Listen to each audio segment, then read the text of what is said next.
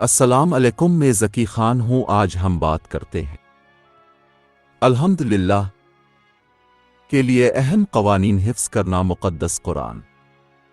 اخلاص، اس کے لیے خالص نیت اور صحیح مقصد کا ہونا ضروری ہے۔ اللہ کی رضا اور جنت کے حصول اور اللہ کی رضا حاصل کرنے کے لیے قرآن سیکھنا چاہیے اور اس پر توجہ دینا چاہیے۔ اللہ تعالیٰ فرماتا ہے، پس صرف اللہ کی رضا کے لیے دینی اعمال کرتے ہوئے اللہ کی عبادت کرو۔ یقیناً دین یعنی عبادت اور اطاعت یہ صرف اللہ کے لیے ہے۔ الزمر 39:2-3۔ حدیث قدسی کے مطابق اللہ تعالیٰ فرماتا ہے، میں اتنا بے نیاز ہوں کہ مجھے کسی شریک کی ضرورت نہیں۔ پس جو شخص کسی اور کے لیے اور میری خاطر کوئی عمل کرے گا، اس کا وہ عمل میری طرف سے اس کے لیے رد ہو جائے گا جس کو اس نے میرے ساتھ شریک کیا ہے۔ پس دکھاوے نیک نامی کی خاطر قرآن پڑھنے اور حفظ کرنے والے کے لیے کوئی اجر نہیں ہوگا۔ درست تلفظ اور پڑھنا، یہ صرف کسی ایسے شخص کو سن کر سیکھا جا سکتا ہے جو اچھی طرح سے پڑھتا ہو یا اچھی طرح سے یاد رکھتا ہو۔ قرآن صرف استاد سے سیکھا جا سکتا ہے۔ رسول اللہ صلی اللہ علیہ وسلم نے جبرائیل سے زبانی سیکھا اور صحابہ نے نبی صلی اللہ علیہ وسلم سے زبانی سیکھا۔ پھر اسے زبانی طور پر صحابہ سے اس امت کی آنے والی نسلوں تک پہنچایا گیا۔ ہر بار حفظ کرنے کی رقم کا تعین کرنا، جو قرآن سیکھنا چاہتا ہے اسے ہر بار فیصلہ کرنا چاہیے کہ وہ کتنا حفظ کرنا چاہتا ہے۔ اپنا مقصد طے کرنے اور صحیح تلفظ سیکھنے کے بعد اسے بار بار دہرانا پڑتا ہے۔ یہ تکرار مناسب لہجے کے ساتھ ہونی چاہیے تاکہ بور ہونے سے بچ جائے اور وہ اسے صحیح طریقے سے حفظ کر سکے۔ لہجہ ایک شخص کو سننے میں لطف اندوز کرتا ہے، اسے یاد کرنے میں مدد کرتا ہے اور زبان کو اس لہجے کی عادت ڈالتا ہے تاکہ وہ فوراً غلطیوں کو پہچان لے، کیونکہ تال میں خلل آئے گا۔ یہ اس حقیقت کے علاوہ ہے کہ رسول اللہ صلی اللہ علیہ وسلم نے فرمایا کہ وہ ہم میں سے نہیں ہے جو قرآن کی تلاوت تال میل کے ساتھ نہ کرے۔ بخاری نے روایت کیا ہے، اس سے آگے نہ بڑھنا جو کسی نے ایک دن میں سیکھنے کا فیصلہ کیا ہے جب تک کہ کوئی اسے مکمل طور پر حفظ نہ کر لے۔ حافظ کو اس وقت تک کسی نئے حصے کی طرف نہیں جانا چاہیے جب تک کہ وہ پچھلے حصے کو مکمل طور پر حفظ نہ کر لے تاکہ وہ اس کے ذہن میں قائم رہے۔ ایک چیز جو طالب علم کو اسے حفظ کرنے میں مدد دے گی وہ یہ ہے کہ وہ رات دن اس میں مشغول رہے۔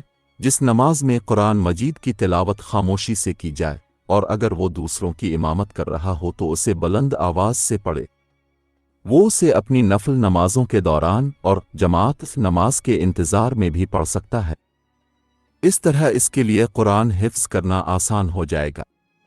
ہر کوئی ایسا کر سکتا ہے، چاہے وہ دوسرے کاموں میں مصروف ہو۔ مصحف میں تحریر کے ایک اسلوب پر عمل کرنا جسے آپ حفظ کرنے کے لیے استعمال کرتے ہیں۔ قرآن حفظ کرنے میں ایک چیز جو مدد کرے گی وہ ہے مصحف کا اپنا نسخہ رکھنا، یعنی ایک مخصوص ایڈیشن کا انتخاب کرنا اور اسے کبھی تبدیل نہ کرنا۔ اس کی وجہ یہ ہے کہ لوگ دیکھ کر اتنا ہی سیکھتے ہیں جتنا سننے سے، اس لیے آیات کا نمونہ اور جہاں وہ مصحف کے صفحات پر نظر آتی ہیں ذہن میں اس طرح رہتی ہیں جیسے کوئی شخص مصحف کو پڑھتا اور دیکھتا ہے۔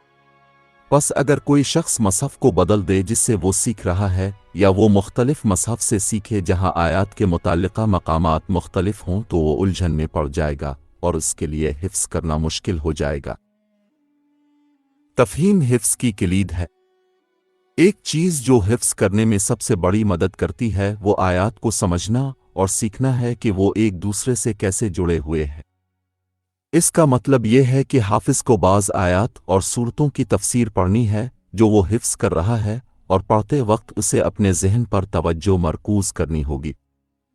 اس سے اسے آیات یاد رکھنے میں مدد ملے گی۔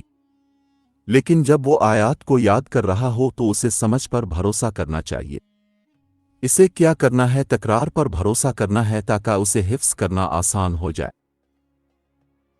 اس وقت تک آگے نہیں بڑھنا جب تک کوئی سورہ اچھی طرح نہ سیکھ لے۔ حافظ کو ایک سورت حفظ کرنے کے بعد دوسری سورت کی طرف نہیں جانا چاہیے جب تک کہ وہ پہلی سورت کو شروع سے آخر تک مکمل طور پر حفظ نہ کر لے اور اس کے بارے میں زیادہ سوچے سمجھے بغیر اسے روانی سے پڑھ سکے۔ اسے یاد کرنا آسان ہونا چاہیے، اور جب تک اسے یقین نہ ہو کہ پہلی صورت حفظ کر لی ہے، اسے دوسری صورت کی طرف نہیں جانا چاہیے۔ کسی اور کو مسلسل تلاوت کرنا۔ حافظ کو اپنی تربیت پر بھروسہ نہیں کرنا چاہیے۔ جو کچھ اس نے حفظ کیا ہے اسے کسی دوسرے حافظ یا کسی اور کو پڑھنا ہے جو مصحف میں اس کی قرأت کی پیروی کر سکتا ہے۔ یہ دوسرا شخص ایسا ہونا چاہیے جو قرآن کو صحیح طریقے سے پڑھنا جانتا ہو، تاکہ وہ تلفظ یا پڑھنے میں کسی غلطی یا کوتاہی کی نشاندہی کر سکے۔ اکثر ایسا ہوتا ہے کہ کوئی شخص خود ہی غلط طریقے سے سورت حفظ کر لیتا ہے اور اسے مصحف کو دیکھ کر بھی اس کا احساس نہیں ہوتا۔ پس جو شخص سورت کو حفظ کرنا چاہتا ہے وہ مصحف میں دیکھتا ہے اور یہ نہیں دیکھتا کہ اس کی تلاوت میں کہاں غلطی ہو رہی ہے۔ پس کسی دوسرے کو پڑھنا اپنی غلطیوں کی اصلاح کا بہترین ذریعہ ہے۔ مسلسل فالو اپ۔ جب حفظ کی بات آتی ہے تو قرآن کسی بھی دوسرے مواد سے مختلف ہے، جیسے کہ شاعری یا نثر، اس لیے کہ یہ جلدی بھول سکتا ہے۔ رسول اللہ صلی اللہ علیہ وسلم نے فرمایا، قسم ہے اس ذات کی جس کے ہاتھ میں میری جان ہے، بھاگنے کی کوشش اونٹ سے بھی زیادہ مشکل ہے، کسی کو اسے تھوڑی دیر کے لیے چھوڑنا پڑتا ہے اور یہ ذہن سے نکل جاتا ہے اور جلدی بھول جاتا ہے۔ لہذا انسان کو اس کا جائزہ لیتے رہنا چاہیے اور جو کچھ قرآن حفظ کیا ہے اسے برقرار رکھنے کے لیے ہمیشہ محنت کرنی چاہیے۔ اس کے بارے میں رسول اللہ صلی اللہ علیہ وسلم نے فرمایا، قرآن حفظ کرنے والا اونٹنی کے مالک کی طرح ہے۔ اگر وہ اس پر توجہ دیتا ہے اور اس کی دیکھ بھال کرتا ہے تو وہ اسے برقرار رکھے گا، لیکن اگر وہ اسے جانے دیتا ہے تو وہ اسے کھو دے گا۔ متفق علیہ۔ اس کا مطلب یہ ہے کہ جس نے قرآن مجید حفظ کر لیا ہے اسے اپنے ورد باقاعدہ ذکر کے حصے کے طور پر اسے باقاعدگی سے پڑھنا چاہیے۔ کم از کم 30 جزء میں سے ایک پڑھے اور ہر روز زیادہ سے زیادہ 10 جزء پڑھے، کیونکہ رسول اللہ صلی اللہ علیہ وسلم نے فرمایا، جس نے 3 دن سے کم وقت میں پورا قرآن پڑھ لیا وہ اسے سمجھ نہیں سکتا۔ پر اتفاق۔ اس انداز میں مسلسل تلاوت کرنے سے وہ جو کچھ اس نے حفظ کیا ہے اسے برقرار رکھے گا۔ قرآن کے ان حصوں پر توجہ دینا جو ایک دوسرے سے مشابہت رکھتے ہیں۔ قرآن کے حصے اپنے معانی اور الفاظ میں ایک دوسرے سے مشابہ ہیں۔ اللہ تعالیٰ فرماتا ہے، ترجمہ: اللہ تعالیٰ نے بہترین کلام نازل کیا ہے، ایک کتاب یہ قرآن، اس کے حصے ایک دوسرے سے مشابہ ہیں اور بار بار دہرائے جانے والے۔ ان لوگوں کی کھالیں جو اپنے رب سے ڈرتی ہیں جب وہ اسے پڑھتے ہیں یا سنتے ہیں، پھر ان کی جلد اور ان کے دل اللہ کے ذکر کی طرف نرم ہو جاتے ہیں۔ الزمر 39-23۔ لہذا قرآن کے اچھے قاری کو ان حصوں پر خاص توجہ دینی چاہیے جو ایک دوسرے سے مشابہ ہوں، یعنی وہ حصے جہاں الفاظ ایک جیسے ہوں، کیونکہ اس سے اسے صحیح طریقے سے حفظ کرنے میں مدد ملے گی۔ بہترین سالوں کا زیادہ سے زیادہ فائدہ اٹھانا۔ واقعی بابرکت وہ ہے جسے اللہ تعالیٰ حفظ کرنے کے لیے بہترین سال بنانے کی توفیق دے، جو تقریباً 5 سے 23 سال کی عمر کے ہوں۔ ان سالوں کے دوران ایک شخص بہت اچھی طرح سے چیزوں کو حفظ کرنے کے قابل ہے۔ 5 سال کی عمر سے پہلے وہ ایسا نہیں کر پاتا، اور 23 سال کی عمر کے بعد اس کی یاد کرنے کی صلاحیت کم ہو جاتی ہے، جبکہ سمجھنے کی صلاحیت بڑھ جاتی ہے۔ لہذا ان عمروں کے نوجوانوں کو چاہیے کہ وہ اس سے زیادہ فائدہ اٹھائیں اور اللہ کی کتاب کو حفظ کریں، کیونکہ وہ اس عمر میں ہیں جب وہ اسے جلدی سیکھنے کے قابل ہو جائیں گے اور اسے بھولنے میں سست ہو جائیں گے، اس کے برعکس جب وہ بڑے ہو جائیں گے۔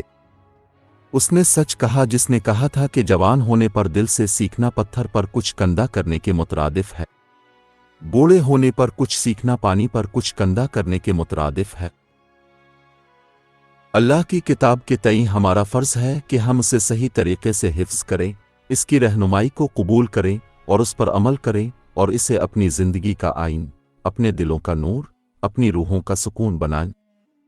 امید ہے کہ یہ قواعد ان لوگوں کے لیے ایک اچھی بنیاد بنائیں گے جو سچے دل سے کتاب اللہ کو صحیح طریقے سے حفظ کرنا چاہتے ہیں، اور اللہ ہی بہتر جانتا ہے۔ اللہ ہمارے نبی محمد صلی اللہ علیہ وسلم پر رحمت نازل فرمائے۔ النمل ٹپ چینل دیکھنے کا شکریہ۔ اگر ممکن ہو تو اس چینل کو سبسکرائب کریں۔